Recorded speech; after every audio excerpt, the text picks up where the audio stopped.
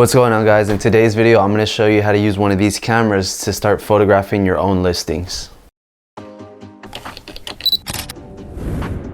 How's it going, guys? Jonathan from Gonz Media Productions here, and in today's video I'm going to show you guys a step-by-step way to take photos of your own listings, so you don't have to pay too much for photography, or maybe you're a beginner real estate agent just starting out and you want to save a couple bucks. This is going to help you a lot with making sure you get the right composition and the right lighting. So let's get started. So first things first, let's talk equipment. Right here I'm shooting on a Sony a7 III, a Tamron 17 to 28 millimeter, and I have a Godox V1S. Now that might all just sound like a bunch of jumbled numbers to you, but your camera is going to kind of be important because you're going to need to know what focal length you're shooting at. You see, in real estate photography, it's very important that we shoot wide angles because we want to make sure we're capturing as much of the space as possible without distorting it. So with that said, I'm shooting here on what's known as a full frame camera. On a full frame camera, the sensor is much larger than that of an APS-C camera, such as a Canon Rebel, or a Micro Four Thirds camera like a Lumix. When shooting real estate, your focal length, which is your lens, is going to be much more important than the camera itself. That's because you need to get wide shots of every single room. So with that said, the smaller the number, the wider the angle will be. With something like an APS-C camera, such as a Canon Rebel series or a Nikon D series, you're going to want to be at around 10 millimeters. And if you're shooting on an even smaller sensor like a Micro Four Thirds, such as a Panasonic Lumix or something of that sort, you're going to want to be even at 7.5 to 9 millimeters. You see, when the sensor gets smaller, the more zoomed in the photo becomes. So it's important to consider what lens you're using. So here I am with a 17 millimeter on a full frame sensor, which is a true 17 millimeter. Aside from that, I'm using a Godox V1S speedlight. Now this is one of the more expensive speedlights, but there are definitely cheaper options out there that will work for you. And I'll go ahead and link them down in the description below. And lastly, we're working on a Benro tripod with a ball head. So with that said, let's go ahead and get started. The first thing you want to do, guys, is make sure your space is staged. So we've gone ahead and done that here already. As you can see, everything is set up nicely. We have our throw on the bed. We have our lamps set up on the nightstands, and everything is pretty much pristine in here. If there's any clutter, any photo frames, anything, any big personal pictures on the wall, you're gonna want to take those off. In a situation like this, the less the better. With the space being staged, now we're gonna go ahead and make sure all the lights are turned on, which we've already done. All right, now that we got the space set up, we'll go ahead and set up our camera for composition. So I'm gonna go ahead and jump in right here.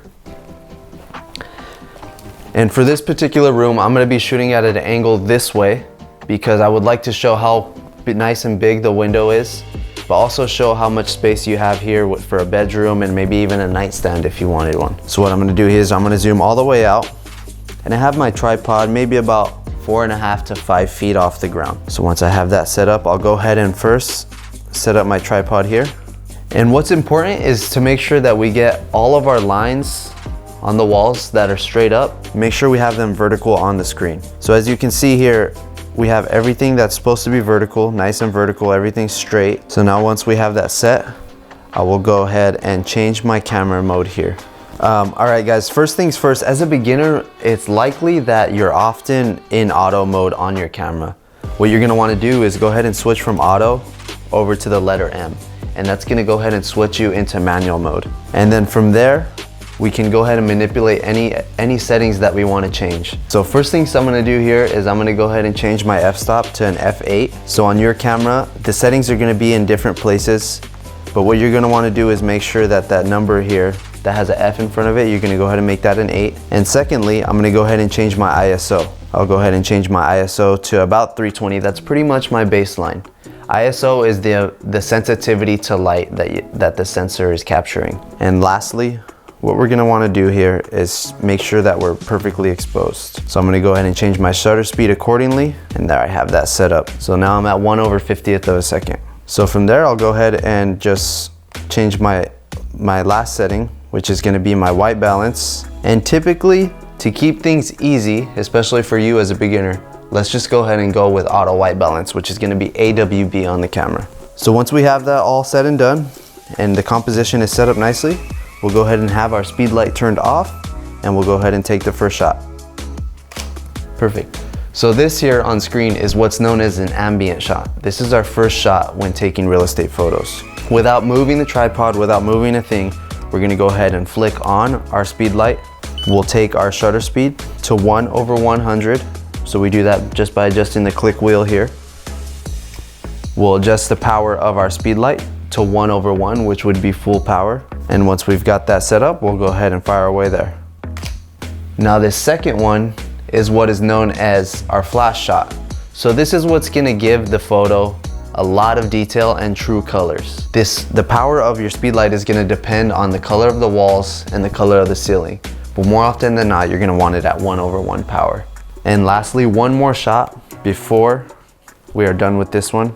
We're gonna go ahead and tilt our speed light down and point it directly into the window. We will take our shutter speed and go up to about 250, drop the speed light power to about half. And once we have that dropped, we can go ahead and fire away there. And this is what that shot looks like. This shot is what's known as a window pull. This is what's gonna allow us to see through the window. So when you see a lot of real estate videos or real estate photos rather, that have perfectly exposed pictures inside and you can still see outside the window, that's because they just did this window pull technique. So that'll be that with this, guys. This just takes about 3 shots to make sure you get the perfect exposure and perfect lighting for each and every situation.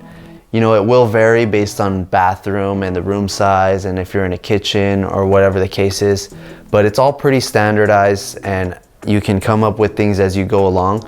Now, here's the final image for you. If you guys want to learn how to edit something like this, go ahead and hit the link in the description down below and to watch the editing tutorial. And if you guys have any questions or comments, go ahead and drop a comment down below. I'd love to interact with you guys down there.